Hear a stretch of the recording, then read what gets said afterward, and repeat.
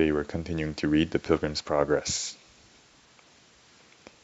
It glads me at heart, good man, how joyful will he be when he shall see them that would not go with him, yet to enter after him in at the gates into the city.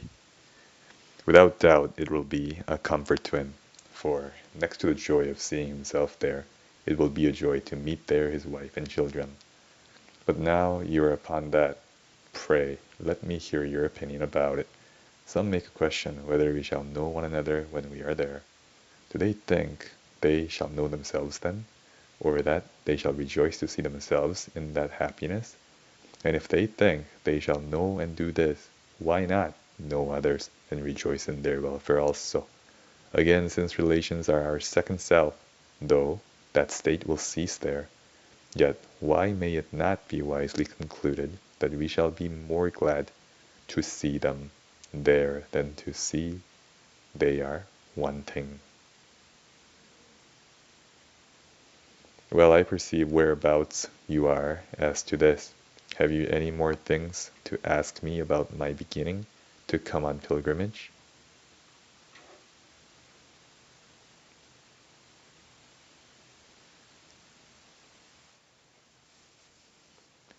Yes, were your father and mother willing that you should become a pilgrim? Oh no, they used all means imaginable to persuade me to stay at home. Why, what could they say against it? They said it was an idle life, and if I myself were not inclined to sloth and laziness, I would never favor a pilgrim's condition. And what did they say else? Why, they told me that it was a dangerous way. Yeah, the most dangerous way in the world, said they, is that which the pilgrims go. Did they show you wherein this way is so dangerous? Yes, and that in many particulars. Name some of them. They told me of the Slough of Despond, where Christian was well nigh smothered. They told me that there were archers standing ready in Beelzebub's castle to shoot them who should knock at the wicket gate for entrance. They told me also of the wood and dark mountains of the hill Difficulty, of the lions, and also of the three giants, Bloody Man, Maul, and Slaygood. They said moreover that there was a foul fiend haunted the valley of humiliation, and that Christian was by him almost bereft of life. Besides, said they, you must go over the valley of the shadow of death, where the hobgoblins are, where the light is darkness, where the way is full of snares, pits, traps, and gins. They told me also of Giant Despair, of Doubting Castle, and of the ruin that the pilgrims met with there. Further, they said, I must go over the enchanted ground, which was dangerous, and that, after all this, I should find the river, over which I should find no bridge, and that that river did lie betwixt me and the celestial country.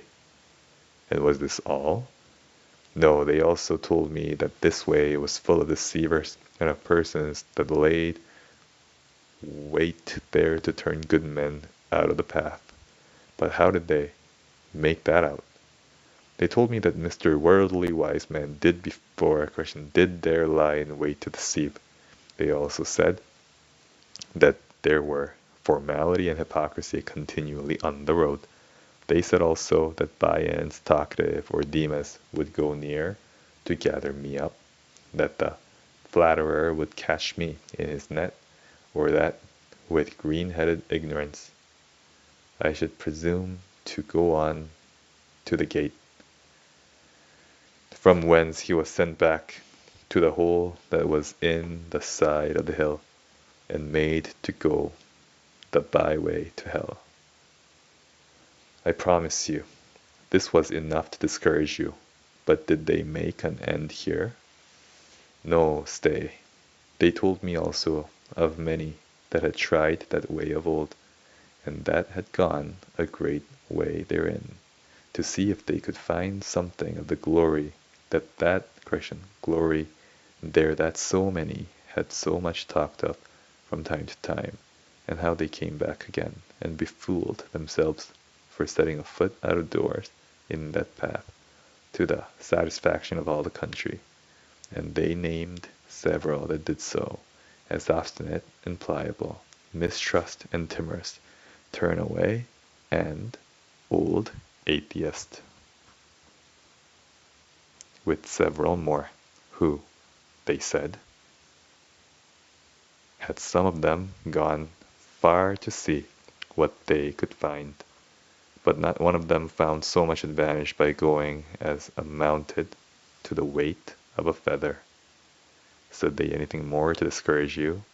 Yes, they told me of one Mr. Fearing, who was a pilgrim, and how he found his way so solitary that he never had a comfortable hour therein.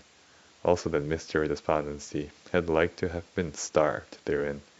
Yeah, and also, which I had almost forgot, that Christian himself, about whom there had been such a noise, after all his adventures for a celestial crown, was certainly drowned in the Black River, and never went a foot farther. However, it was smothered up.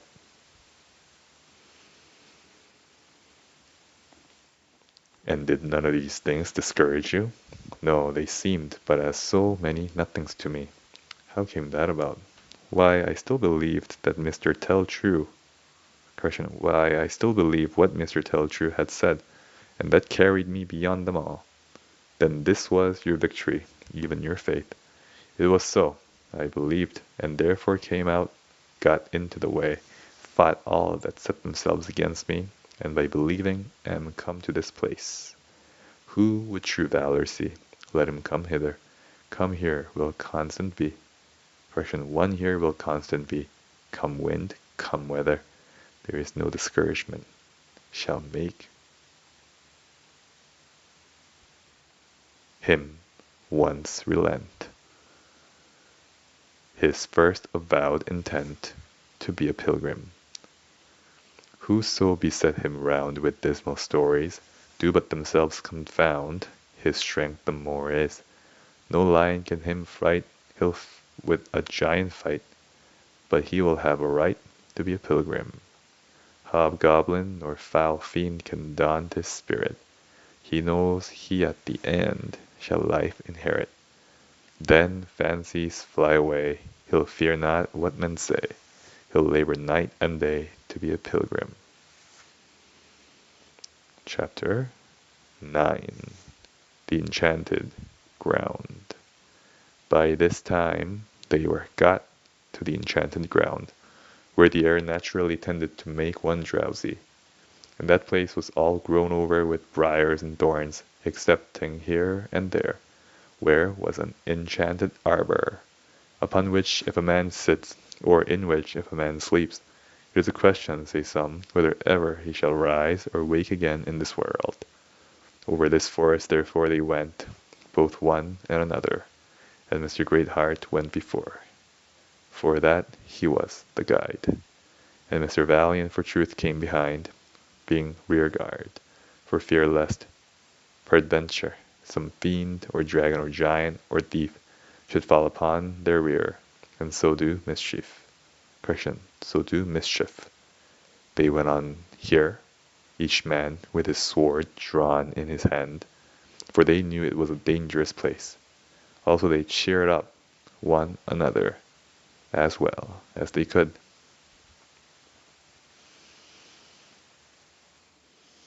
Feeble Mind, Mr. Greatheart commanded, should come up after him, and Mr. Despondency was under the eye of Mr. Valiant. Now they had not gone far, but a great mist and darkness fell upon them all, so that they could scarce, for a great while, see the one the other. Wherefore they were forced, for some time, to feel for one another by words, for they walked not by sight. But any one must think that here was but sorry going for the best of them all. But how much worse for the women and children, of both whose feet and heart were but tender. Yet so it was, that through the encouraging words of him that led to this point, that led to this front, that led in the front, they made a pretty good shift to wag along. And that's the end of the reading for today. Have a good day.